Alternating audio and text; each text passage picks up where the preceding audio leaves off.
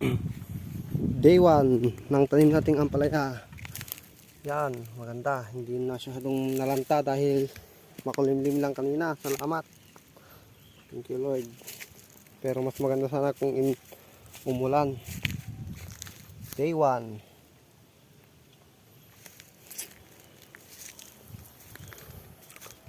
Mamaya po ay magdidilig tayo. Yan po, day 1. Ganda, ayos. Ayos,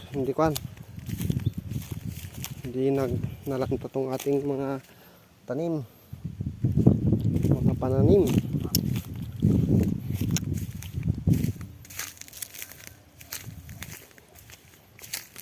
Day 1, day 1. Hop. Ito, kapag ganito kailangan alalayan. Ganyan.